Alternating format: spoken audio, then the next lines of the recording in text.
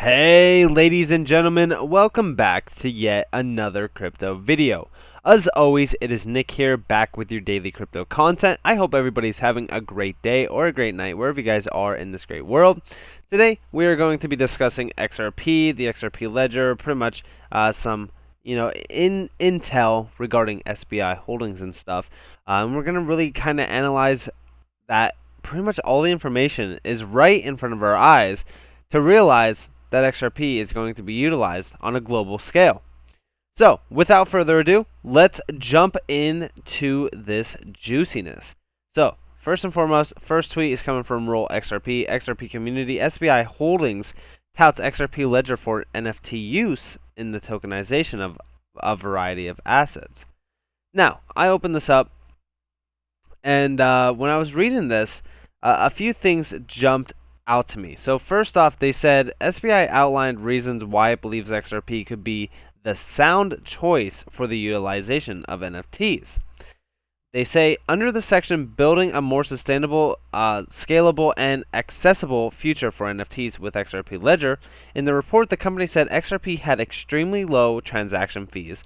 SBI also said that the crypto can be settled instantly, with a low environmental impact because it did not rely on mining, making it an attractive choice. Now, I also talked about this for a little bit of time where we talked about scalability, how big of a factor it is, for low transaction fees, and also the environmental impact that a lot of these assets do have on the world. I told you guys that we are marching into a green society where we want to pretty much protect the environment at all costs. The same thing goes for finance, right? Because if, for example, XRP was not environmentally sustainable, say for so it was pretty much utilizing the same amount of energy that Bitcoin was using, there would be no point in adopting XRP because of it not being environmentally sustainable. Because right now the biggest problem is paper money. Paper cash is one of the most, I would say, environmentally unsustainable assets that we actually have currently. Now, without further ado, let's kind of jump more into this. Now, we do see NFTs are digital assets. I'm not going to really read what NFTs are. I actually already know what they are. You guys probably already know what they are. The blockchain XRP ledger has the ability to tokenize not only XRP, but also a variety of other assets. The company said in its report, SBI's belief in XRP as a token extends beyond its potential use in NFTs. In May, SBI Ripple Asia, a joint venture between SBI Holdings and Ripple, introduced Cambodia's first international remittance service leveraging blockchain rails.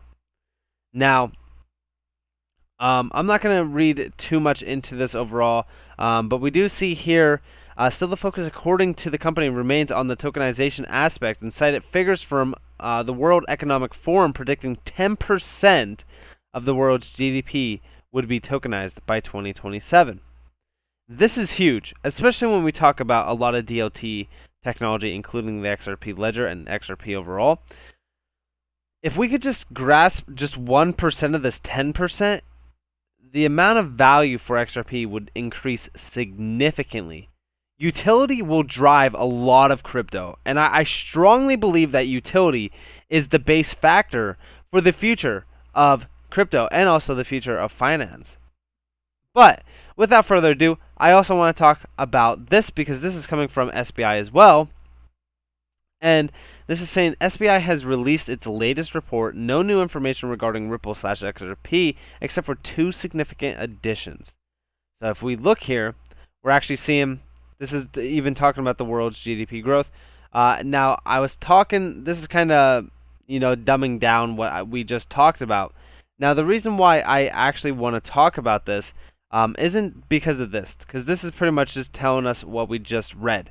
I'm more so interested in this, where we see Ripple announces pilot version of CBDC Private Ledger, a service for CBDCs. CBDC Private Ledger, a private version of the open source XRP ledger, is designed for central banks to issue and manage digital currencies, capable of processing tens of thousands of transactions per second, with the potential to scale up to hundreds of thousands per second in the future.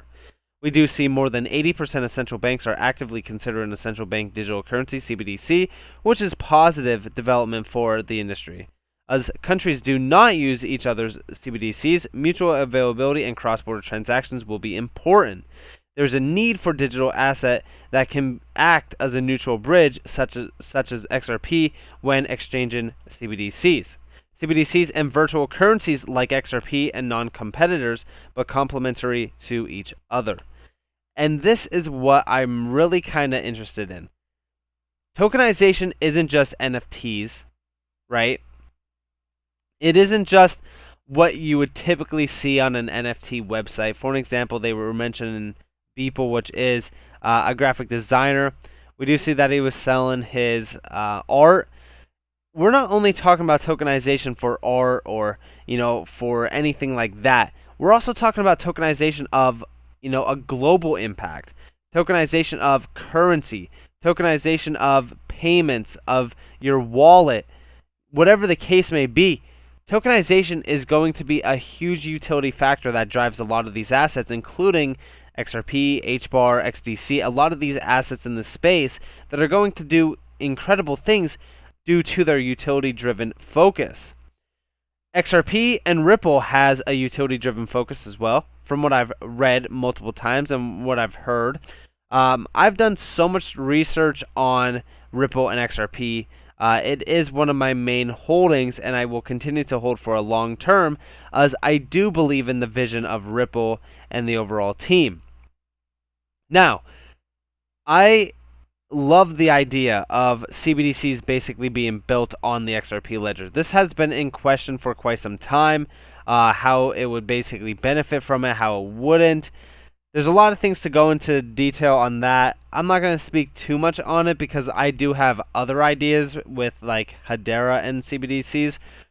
But for the most part, if CBDCs could be built on the XRP ledger, or the private ledger, if you will, that would be huge for XRP's driven financial value.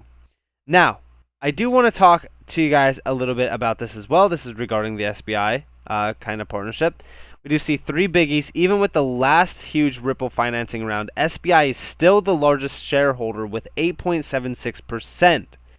In 2020, 40% of all blockchain-related projects around the world utilized R3.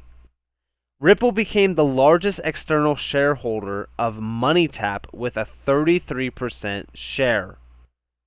Guys, I'm just telling you right now, it's all in front of our faces.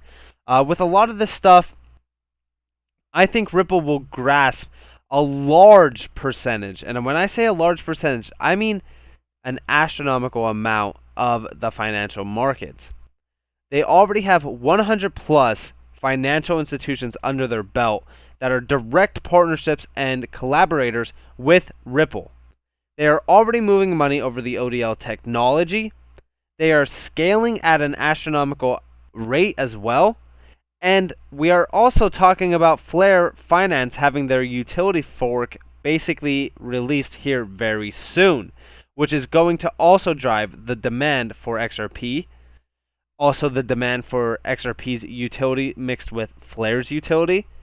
And I just think that that is a recipe for massive amounts of success. I think Flare is really going to open the door for Ripple and really kind of show, the Ripple team and XRP what its true value really is.